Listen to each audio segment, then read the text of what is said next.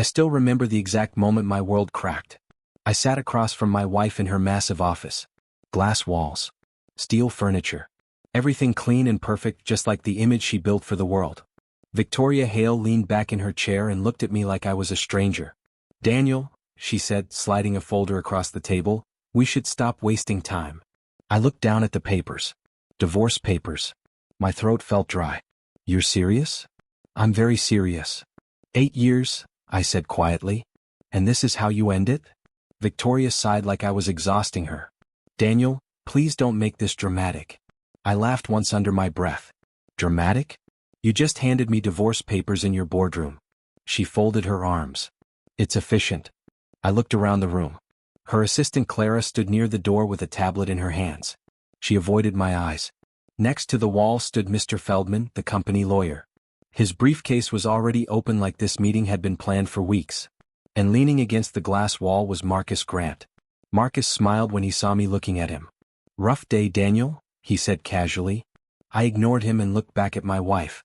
"Why?" I asked. Victoria tapped her fingers on the table. "Because our lives are moving in different directions." "That sounds like something from a corporate memo." "It's the truth." "Then say the real reason." She hesitated. Marcus chuckled softly behind me. Victoria glanced at him before looking back at me. "You deserve someone more suitable," she said. I blinked slowly. "More suitable?" "Yes." "What does that even mean?" "It means," she said carefully, "you deserve a simpler life." "A simpler life." Marcus stepped closer to the table. "Let me translate," he said with a grin. "Victoria runs a $10 billion company. You don't?" My jaw tightened. Victoria didn't stop him. Marcus continued, "Investors notice these things." "I didn't know my marriage was part of an investor report," I said. Victoria leaned forward. "Daniel, this isn't personal. Divorce is literally personal. It's practical." I stared at her. "You used to say you loved that I was calm," I said. "Remember? You said I balanced you. That was years ago. So what changed?" She didn't answer. Marcus answered for her. "Success changes things." I looked at him. "Did anyone ask you to speak?" He shrugged. "Someone has to say it." Victoria pushed the pen toward me. "Just sign the papers." I stared at the pen. "Is this really what you want?" I asked her quietly. "Yes." "No hesitation?" "No." "Not even a conversation first?" "We're having one now." "This isn't a conversation," I said. "This is an execution." Mr. Feldman cleared his throat. "Daniel, the terms are very generous." "Generous?" "Yes. A settlement, property division." "I'm not asking about money." Victoria sighed again. "Then what are you asking?" "I'm asking if 8 years meant anything." She looked at the window instead of me. "That's not the point." "It is to me." Marcus checked his watch. "Victoria, the Singapore investors are waiting." Victoria nodded slightly. Then she looked at me again. "Daniel, please sign." My chest felt heavy. I picked up the pen. Clara shifted near the door. "Mrs. Hale," she said quietly, "are you sure this meeting should happen right now?" Victoria's voice turned sharp. "Clara, this is none of your concern." Clara lowered her head. I rolled the pen between my fingers. Marcus leaned closer. "You know," he said softly, "most people would be grateful for this kind of exit package." I looked up at him. "Most people wouldn't try to destroy a marriage for a business deal." He smiled wider. "You're smarter than you look." Victoria slammed her hand lightly on the table. "Enough. Daniel, sign the papers." The room went quiet. I looked at her face. Cold, distant, almost impatient. I remembered the girl who used to laugh with me in tiny restaurants when we were both broke. That girl felt like a stranger now. "Victoria," I said softly, "one last question." She rubbed her temple. "What?" "If I sign this, do you think you'll be happier?" She hesitated. Marcus spoke first. "She'll definitely be richer." Victoria didn't deny it. Something inside me settled. I lowered my eyes to the paper again. My name waited at the bottom of the page. Daniel Lawson. My hand trembled slightly as I held the pen. Marcus watched me carefully. Victoria watched me impatiently. Clara looked worried. Mr. Feldman looked bored. None of them understood what that simple signature meant. To them it was just ink. Just the end of a marriage. But I knew something they didn't. My name carried weight. My signature carried power. And if I wrote it here today, everything in this room might change. I slowly lifted the pen above the paper. Marcus leaned closer. Go ahead, he said. Victoria watched me without emotion. I looked at her one last time. Then I said quietly, Are you absolutely sure about this, Victoria? Yes. Because once I sign. I paused. Things might not go the way you expect. Marcus laughed. Victoria looked annoyed. Daniel, she said, just sign the papers. So I looked down again, and wondered if any of them realized what my signature was really worth. I left the building without signing. No one tried to stop me. The elevator ride down felt strangely quiet. My reflection stared back at me from the metal walls. When the doors opened, the lobby guard nodded politely. Good evening, Mr. Hale. I forced a small smile. Not for long, apparently. He frowned slightly, confused, but I kept walking. Outside, the sky had turned dark. Rain had started falling, slow and steady. I walked down the sidewalk with no destination.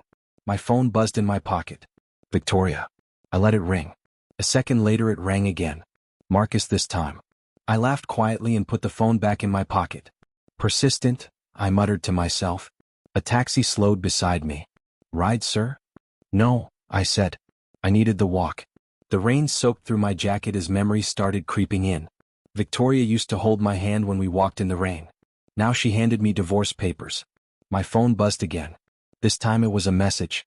Victoria, Daniel, stop being dramatic. We need to finish this. I typed back. Me, 8 years ended in 10 minutes. I think I deserve at least one dramatic walk. 3 dots appeared.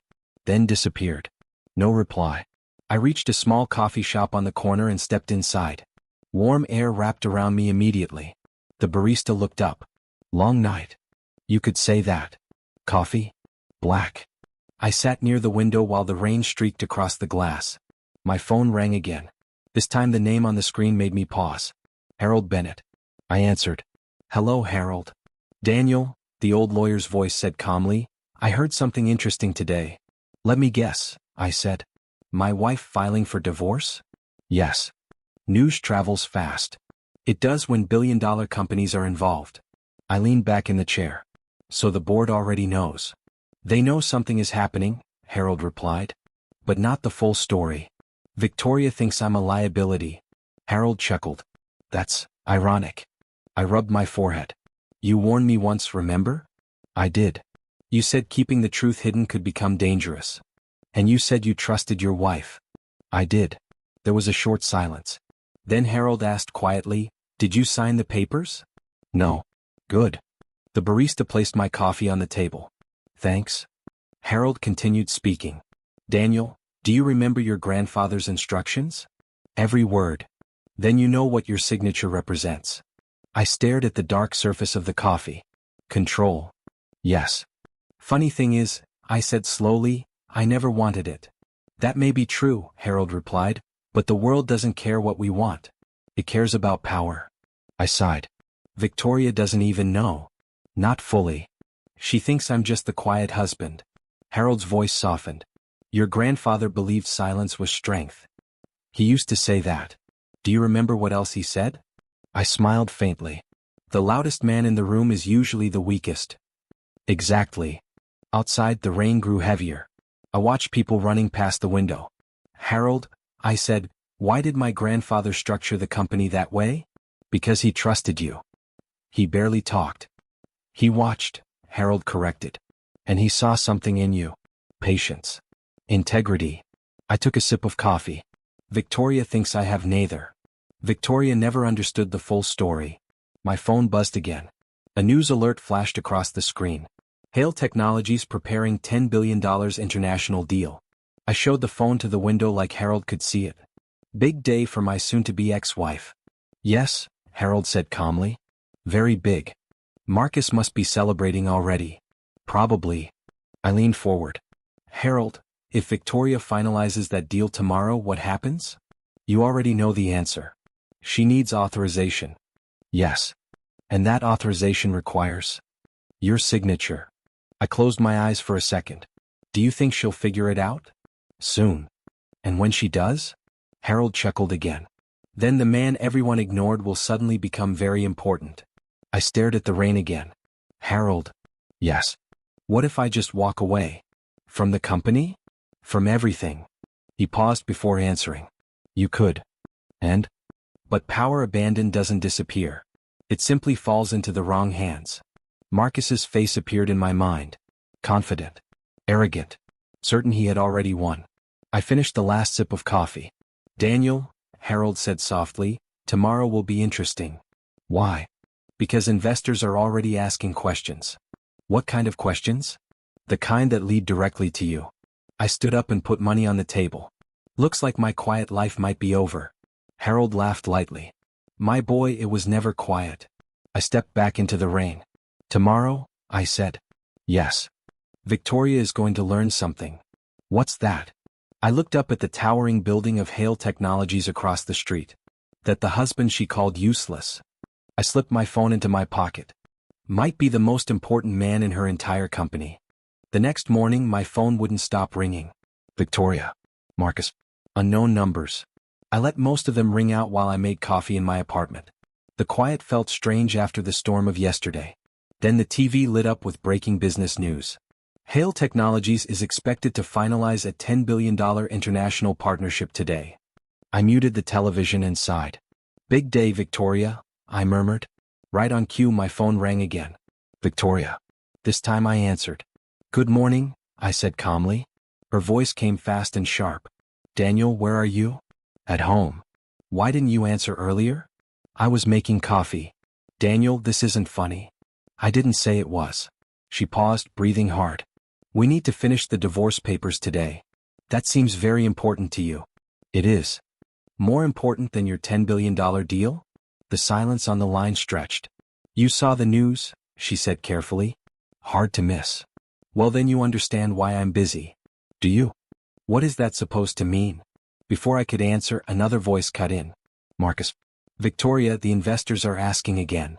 I know, she snapped. Then she spoke back into the phone. Daniel, listen carefully. Today is not the day to play games. I'm not playing games. Then come sign the papers. Why the rush? Because I don't want personal issues interfering with business. I laughed quietly. That's interesting. What? You think I'm interfering with your business? Marcus grabbed the phone. Daniel, I'll make this simple, he said. Come sign the divorce papers. Take your settlement and disappear. Disappear? Yes. And if I don't? Marcus laughed. You don't have any leverage here. Are you sure about that? Victoria took the phone back. Daniel, please stop. We have investors from Singapore and Shanghai waiting in the boardroom. Victor Liang? She paused. How do you know that name? I read. Marcus muttered something in the background. Victoria's voice lowered. Daniel, just come to the office. Why? We need to finalize the paperwork. And then? Then we move on with our lives. I leaned against the kitchen counter. You really think today will go smoothly without me? Yes. That's a lot of confidence. Marcus grabbed the phone again. Enough of this nonsense, he said. The authorization documents are already prepared. Are they? Yes. Interesting. What's interesting? That those documents require one very specific thing. Marcus scoffed. We have everything we need. Do you? Of course. Victoria cut in again. Daniel, stop speaking in riddles. I walked over to the window. Across the city skyline I could see the tower of Hale Technologies. I have a question, I said. What? She asked impatiently. Did you ever read the company's original controlling trust? What does that have to do with anything? Humor me.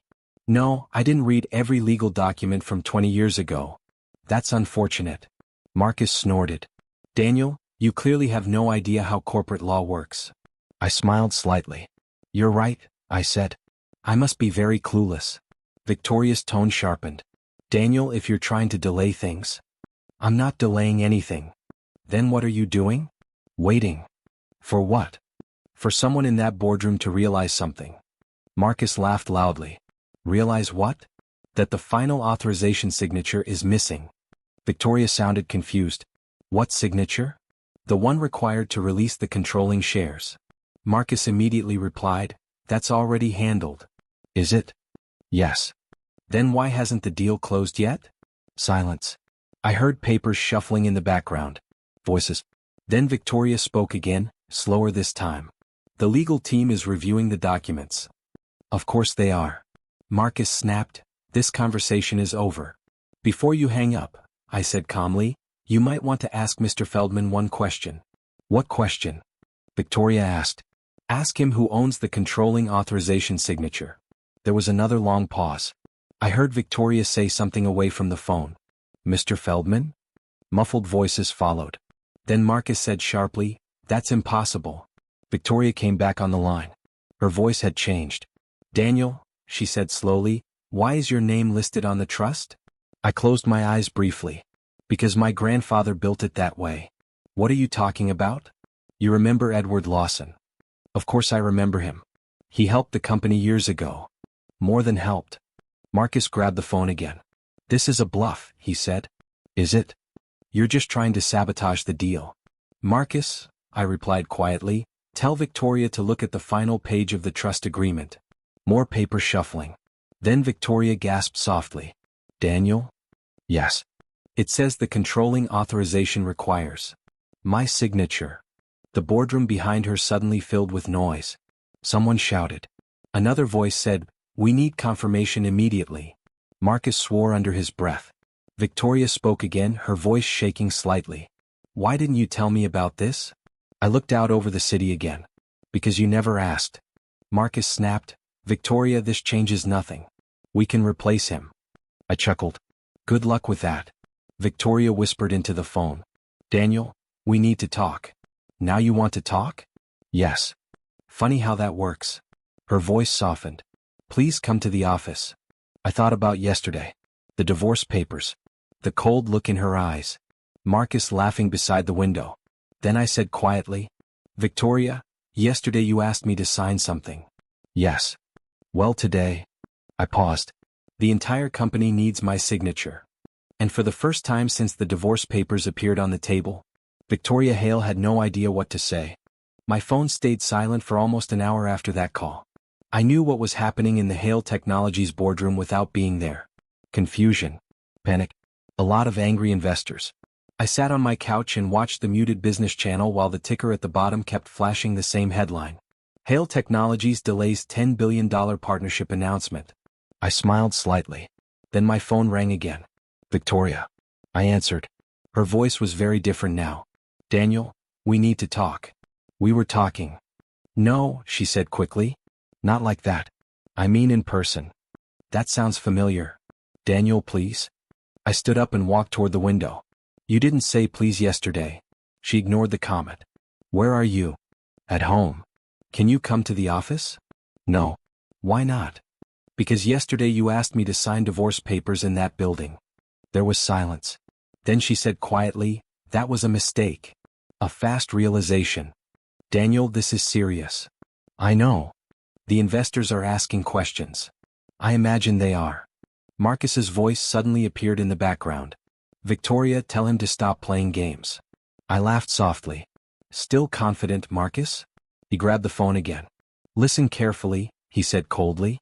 "Whatever legal trick you think you found, it's not a trick. You're not stopping this deal." "I already did." "You don't have that authority." "I do." Victoria cut in quickly. "Marcus, give me the phone." A second later she spoke again. "Daniel, please ignore him." "That's getting easier." She took a slow breath. "Can we meet somewhere neutral?" "Like where?" "The Riverside Cafe." I thought about it. That place meant something to us once. "Fine," I said. "Thank you. One condition." "What?" "Marcus doesn't come." She hesitated. "All right. Give me 30 minutes. I'll be there." I ended the call. The cafe sat beside the river just outside the business district. When I walked inside, Victoria was already there. She stood up when she saw me. "Daniel." I nodded slightly. "Victoria."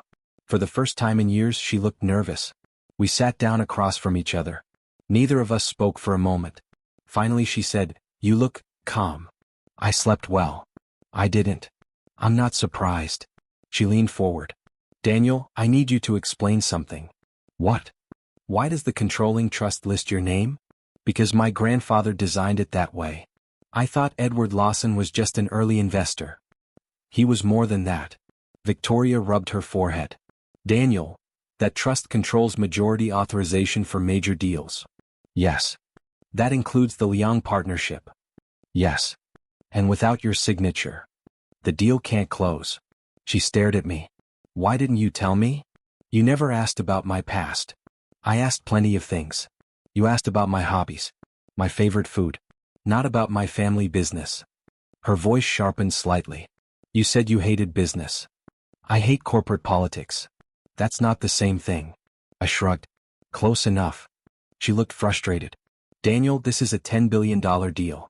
I know the number. The board is furious. Marcus must be thrilled. She looked away for a moment. Marcus thinks you're bluffing. Marcus thinks a lot of things. Are you bluffing? Yes. No. She leaned back in her chair slowly. So the entire deal is waiting for you. Technically. Technically? I could also refuse. Her eyes widened slightly.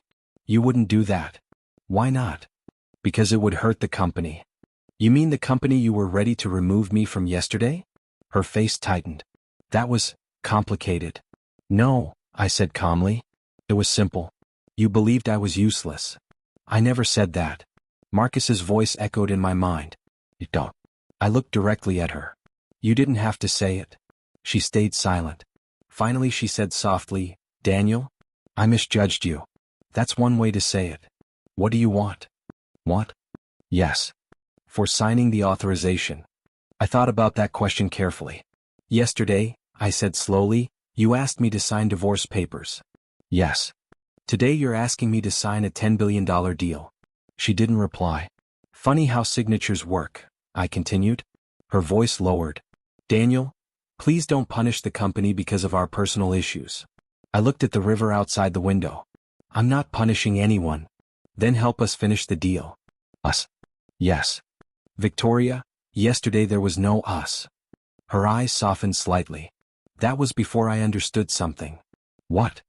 That my husband might be the most powerful man connected to this company. I smiled faintly. I never cared about power. Well, now you have it. And now you care. She didn't deny it. Daniel, the board wants to meet you. I'm sure they do. They didn't even know your name yesterday. That's about to change. Victoria leaned forward again. So what happens now? I stood up slowly. That depends. On what? On whether you still want that divorce. Her eyes flickered with uncertainty. For the first time since yesterday, Victoria Hale didn't look like the confident CEO everyone feared. She looked like someone who realized the balance of power had just shifted. Victoria didn't answer my question right away. Instead, she looked down at the table. Daniel, things are more complicated than you think. I sat back in my chair. They always are. She sighed. You think I woke up yesterday and decided to destroy our marriage? That's exactly what it looked like. Her fingers tightened around her coffee cup. Marcus pushed it. I raised an eyebrow. Marcus pushed you to divorce your husband? Yes. That sounds like a weak excuse. It's not an excuse. Then explain it. Victoria took a slow breath. 4 months, Marcus has been telling the board that Hale Technologies needs a stronger public image.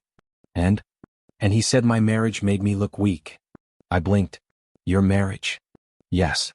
Because I'm not a billionaire CEO? Because you stay out of the spotlight. I laughed quietly. So your solution was divorce. He said investors would feel more confident. Marcus said that. Yes. And you believed him. She looked away. I trusted my partner. That was your first mistake. Victoria rubbed her temples. You're not making this easier. I'm not trying to. She looked up again. Daniel. Marcus also said something else. What? He said you were becoming a liability. A liability? Yes. How exactly? He told the board that you were interfering with company decisions. That's impressive, I said. Considering I've never attended a single board meeting. I know. But you still believed him. I didn't believe everything. Just enough to hand me divorce papers. Victoria stayed silent. I leaned forward slightly. Let me ask you something. What? Did Marcus ever explain why he wanted me out before the Liang deal? Her eyes narrowed. What do you mean? Think about it. I am thinking. If I'm useless, then removing me wouldn't matter. She slowly frowned. But if I'm important. Her expression changed. Then removing me would help someone, she finished quietly. Exactly. Victoria stared at me. Daniel, Are you saying Marcus knew about the trust? I'm saying someone did. Her voice dropped to a whisper. Marcus. Maybe. That's impossible. Why? He joined the company years after the trust was created. But he had access to legal records. She looked stunned. Wait. What? You think he wanted you gone before the deal because my signature controls it? Victoria leaned back slowly. That means? He could push the deal through without interference. Her face went pale. And once the deal closed, she murmured, what happens to a CEO who suddenly loses investor confidence? They replace her. Exactly. Her eyes widened. You think Marcus planned to remove me? I think Marcus planned a lot of things. Victoria suddenly grabbed her phone. I need to call the legal department. Why? To check if Marcus accessed the trust files. Before she could dial, a voice spoke behind us. That won't be necessary. I turned. Marcus Grant stood near the cafe entrance. He clapped slowly. Very impressive conversation. Victoria jumped to her feet. Marcus. He smiled. Hello, Victoria. What are you doing here? I followed you. Her voice rose. Why? To hear what my favorite silent husband had to say. I leaned back calmly. Did you enjoy the show? Marcus walked closer to the table. You're smarter than I thought, Daniel. Low expectations help. Victoria looked furious. Marcus, did you know about the trust? He shrugged. Eventually. You knew? She shouted. Of course. Victoria's face turned red. And you told me to divorce him anyway? Marcus laughed.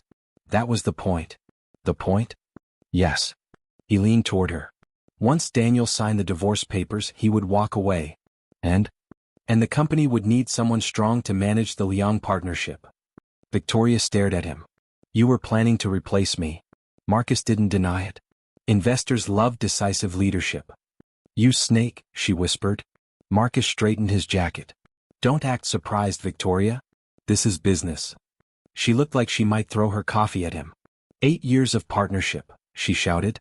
Marcus chuckled. And you believed I cared about loyalty? Victoria looked devastated. Marcus turned to me. As for you, Daniel, you ruined a very elegant plan. Sorry. Not yet, he said calmly. You still haven't signed the authorization. And the board is starting to panic. That sounds like their problem. Marcus smiled slowly. You think you're in control now, aren't I? He leaned closer. For the moment. Victoria snapped. Marcus, get out. He ignored her. Daniel, he said, let me give you some advice. I'm listening. Power like yours creates enemies. Good thing I'm patient. He chuckled again. We'll see. Then he turned and walked out of the cafe. The door closed behind him. Victoria collapsed back into her chair. I can't believe this. I can. She looked at me shaken. Daniel, everything he said, is it true? Probably. Her voice trembled slightly. I almost destroyed our marriage because of him. I studied her face carefully. You didn't almost destroy it. Her eyes filled with regret. You already did. Outside the window, the river flowed quietly. Inside the cafe, Victoria Hale finally understood something painful. The divorce she demanded yesterday might have been the biggest mistake of her entire life. The next morning, the office phones wouldn't stop ringing. I stayed in my apartment, sipping black coffee, listening to the chaos unfold through the news feed. Stock prices dropping. Investor calls. Emails piling up. Marcus's smug face on every finance channel, like he had already won. Then my phone buzzed. Victoria. I answered. Daniel, you need to come, she said, voice tight. I don't, I replied calmly. Then help me, she said. Why would I help you? Because you control the deal. Her voice cracked slightly. Without your signature, everything collapses. I leaned back in my chair. Funny. That's exactly what you thought yesterday about me. There was silence on the other end. Marcus, he knows I can't act without you, she admitted quietly. Yes. I allowed a small smile. And now he's panicking. Victoria's voice shook. Daniel, he's aggressive. He's calling the board, the investors, everyone. I sipped my coffee. Let him. It makes things more interesting. Marcus's voice interrupted through a group call she accidentally left open. Daniel. Stop playing games. I laughed softly. You think you can rush me? You ruined everything, he hissed. I didn't ruin anything. I just reminded everyone of reality. Victoria whispered into the phone, Daniel, please, don't let him ruin everything. He's out of control. I tilted my head. You mean like you were yesterday? Her eyes went wide. Daniel, don't. I held up my hand. Relax. I'm not punishing the company, yet. Marcus groaned. You think you have power? You're just a husband nobody noticed. I smiled faintly. Notice me now. Victoria finally said, Daniel, please just come to the office. We need to fix this before it gets worse. I considered it. Part of me wanted to watch the chaos unfold. Part of me wanted to see her face when she realized how fragile her empire really was. Fine, I said. I'll come. But we do this my way. There was silence. Daniel, thank you, she whispered. When I arrived at the building, the mood was tense. Board members Helen Brooks, James Carter, and Raj Patel were pacing, phones in hand. Marcus was already there, smiling smugly. Finally, he said. I was beginning to think you'd chicken out. I stepped into the room. I never chicken out. Victoria came to my side. Daniel, they need your signature to proceed. I glanced around. Funny how the tables turn. James Carter tried to interject. Mr. Lawson, we thought we understood the trust. I cut him off. Apparently you didn't. My signature is the only thing standing between chaos and this deal. Helen Brooks muttered, we didn't think he would actually appear. Appear? I've been here all along, I said quietly. You just never looked closely. Marcus's grin faltered slightly. You're bluffing. I shook my head. Not a bluff. Reality. Victoria whispered, Daniel, please? I looked at her. I'm not signing yet. The room went silent. Marcus tried to argue. This is absurd. You can't just. Watch me, I said firmly. Phones rang. Emails pinged. Investors called. The board scrambled. Victoria's face turned pale. Daniel, this is getting serious. Exactly. I smiled faintly.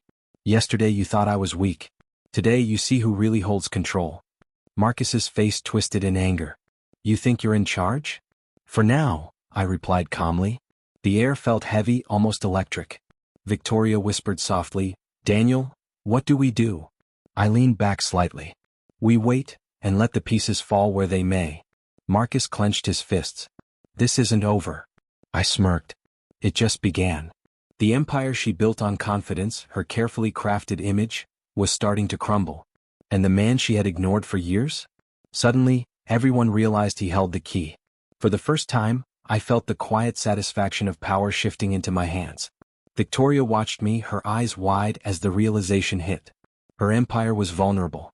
And I was the only one who could save it, or watch it collapse. That evening, Victoria came to my apartment.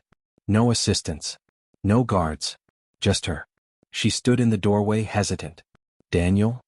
I didn't move. Victoria. Her voice was softer now. I made a mistake.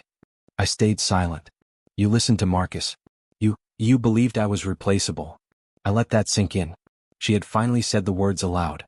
I never needed power, I said quietly. I only needed loyalty. She stepped inside slowly. Can we fix this? Something inside me shifted. Love had faded, replaced by clarity. Forgiveness didn't feel like returning. It was understanding, and understanding came with limits. I can't undo what's been done, I said softly. Victoria's eyes filled with tears. Daniel, I thought I knew you. You thought wrong. She moved closer. I want to make it right. I want to save the company and us. Us. I repeated, tone flat. Yesterday there was no us. Today there might be one, but not like before. I know. Her voice cracked.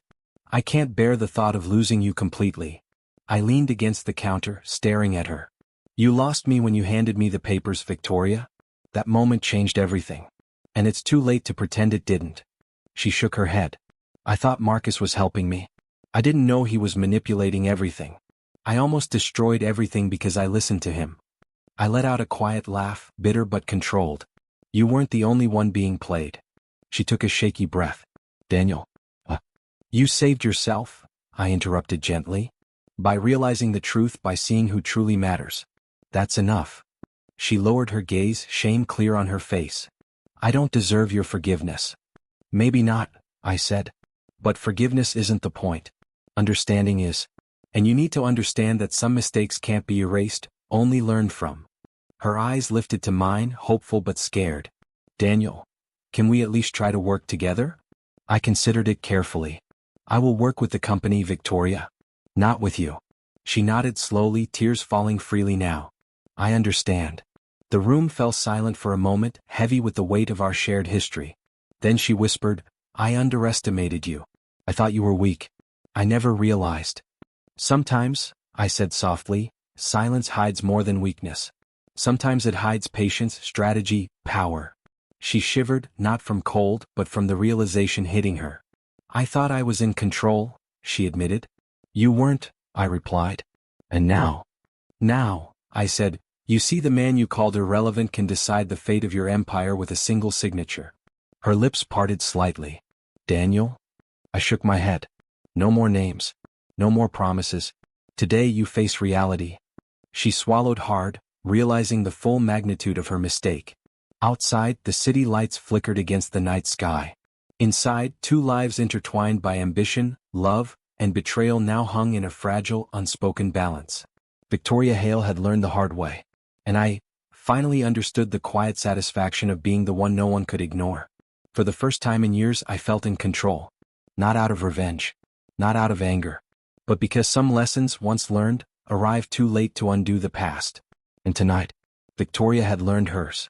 The next morning, I arrived at Hale Technologies early. The building looked like any other day from the outside, but inside, tension hung thick in the air. Victoria was already in the boardroom, pacing. Her heels clicked sharply against the marble floor. Daniel, she said when she saw me. Her voice was calm but edged with fear. You have to sign today. I leaned against the doorframe. Do I? Yes.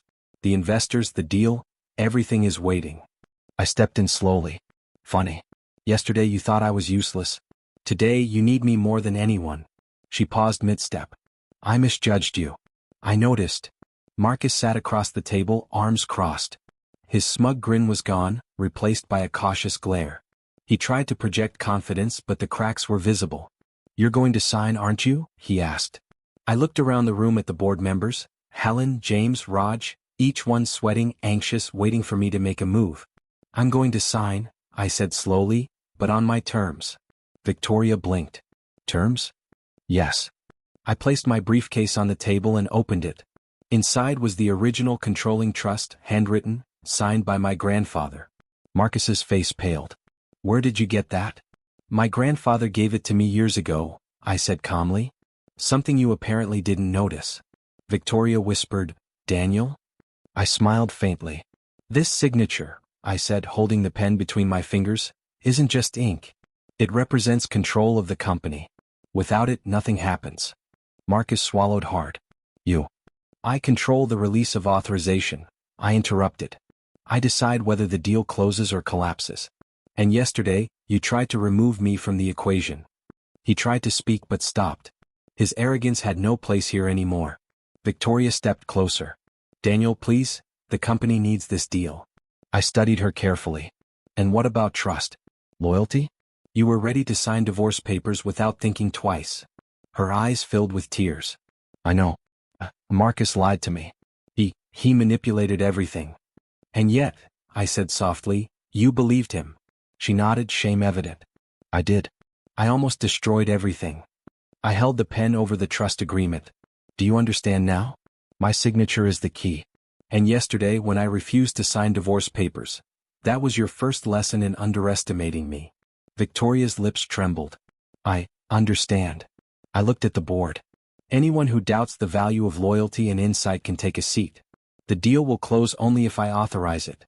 And I will authorize it only if I'm confident the company is in safe hands. Marcus tried to argue. You can't hold the company hostage. I smiled. I'm not holding the company hostage. I'm holding responsibility. Something you clearly don't understand. Helen Brooks spoke up, voice shaking. Mr. Lawson, this is unprecedented. I know, I said. But it's the way the world works when people think they can manipulate power without understanding it. Victoria stepped closer. Daniel, please. Sign the documents. We can move forward, together as a team. I paused. The pen hovered over the paper. The room was silent except for the hum of the air conditioning and the distant traffic outside. "Are you ready?" Victoria asked softly. I nodded once. "Yes. But remember this moment. Remember that no one should ever underestimate the quiet ones." I pressed the pen to the paper, signing in one smooth motion. Immediately the phones buzzed. Emails pinged. Notifications flooded the room. Investors were relieved. The stock began stabilizing. The deal, once teetering on the edge, was finalized. Marcus sank into his chair, pale. "Impossible." Victoria exhaled, leaning back. "Daniel, thank you." I looked at her. "Don't thank me for fixing your mistakes. Thank me for reminding you that power isn't just about titles. It's about understanding who holds the real keys." She nodded, tears in her eyes. "I finally see it. I misjudged you completely." I gave a faint smile. Better late than never. As the boardroom slowly emptied, leaving only Victoria and me, I realized something profound. I hadn't just saved the company. I had reclaimed my place, not as a passive observer but as the man who controlled the fate of an empire. And everyone who once ignored me had no choice but to see it. For the first time in years I felt calm, confident, and untouchable. The signature that everyone overlooked had changed everything. And today the quiet husband had become the most powerful man in the room. The boardroom emptied quickly after the deal closed. Marcus slunk out like a defeated predator, his confidence gone. He avoided my gaze, though I could feel his fury simmering under the surface. Victoria stayed behind. She leaned against the edge of the conference table, exhausted, pale, and finally, humbled. "I can't believe I underestimated you," she whispered. I looked at her, calm, collected. "You believed appearances mattered more than reality." She shook her head slowly. "I thought I knew what strength was. I thought running the company meant being ruthless, decisive, untouchable." "And?" I asked. "And I was wrong," she admitted softly. You weren't just quiet. You were observing, waiting, planning, stronger than I ever imagined." I nodded once. "Strength doesn't always shout, Victoria. Sometimes it whispers. Sometimes it waits until the moment it's needed most." Her eyes fell. "I almost destroyed us. I almost destroyed everything because I didn't see it." "You didn't almost," I said, voice firm. "You did." Tears glimmered in her eyes. I know. And I regret it. More than I can say." I studied her silently. There was honesty in her voice now, but there was also an understanding that words alone couldn't fix the past. "You can't change yesterday," I said quietly. "You can only choose what happens today." She nodded, swallowing hard. "And what happens today?" I smiled faintly. "Today we stabilize. We repair the company. But this time, we do it without illusions. Without manipulations. Without pretending anyone is stronger than they really are." Victoria's hands tightened on the edge of the table. "You'll help me?" "I'll help the company," I corrected. "Not you." "Not yet." Her face fell slightly, but she didn't argue. She knew the lesson had been learned. Respect cannot be demanded. It must be earned. For the first time I felt the weight of the past few days lift. The tension, the betrayal, the manipulation. All of it had culminated in a truth that no one could deny. Victoria swallowed. "I understand. I won't forget this." "I hope not," I said softly. "Remember this feeling. Remember what happens when you underestimate people, and when you ignore loyalty, patience, and insight." She nodded slowly, her pride finally tempered. "I do. I understand." I stood, walking toward the door. "Good. Now the company needs action, not apologies." She followed quietly, trailing a step behind.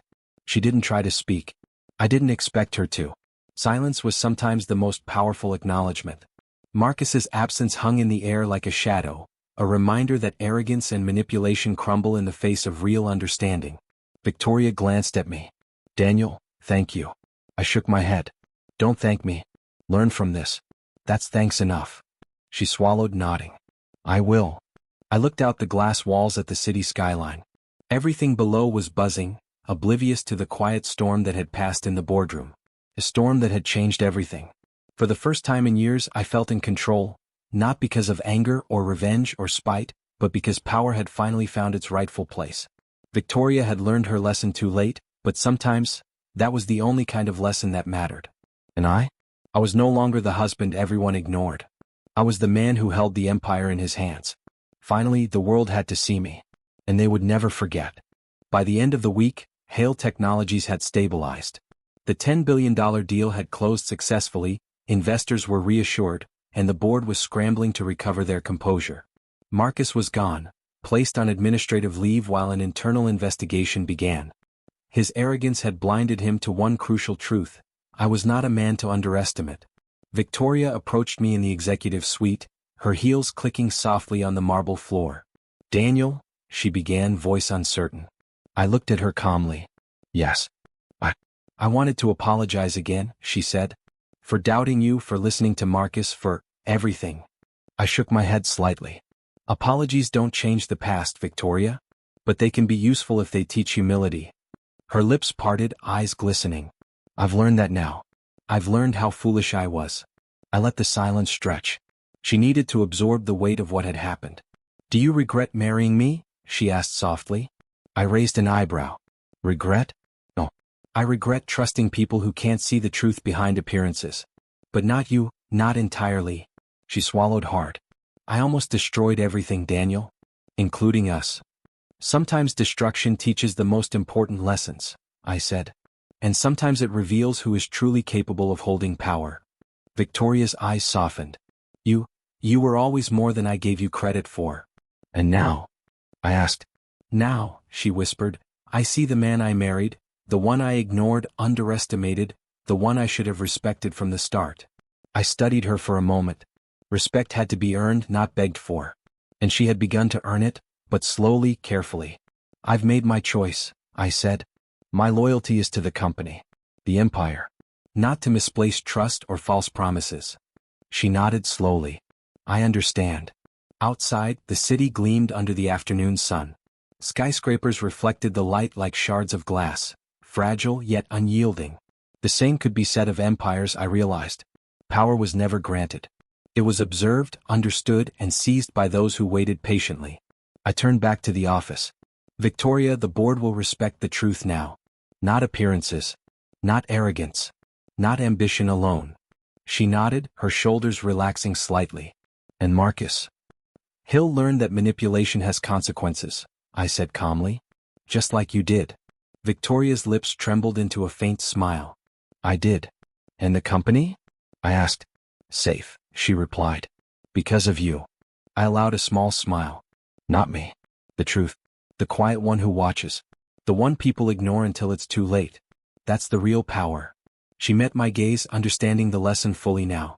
Pride had no place where patience and insight reigned. The phones rang, the boardroom buzzed, and the empire I never sought control over thrived, but it thrived with me quietly at its center. For the first time in years, I felt something I had longed for: clarity, control, and the satisfaction of being seen for who I truly was. Victoria finally whispered, "Daniel, you were never useless." "No," I said softly, watching the city lights reflect in her eyes. "I was waiting." And in that waiting, in the quiet, patience and power had finally aligned. The empire would move forward. And so would I. Because sometimes the man no one notices is the one who changes everything. I closed my eyes briefly, savoring the truth. The quiet husband had become the man who held the empire.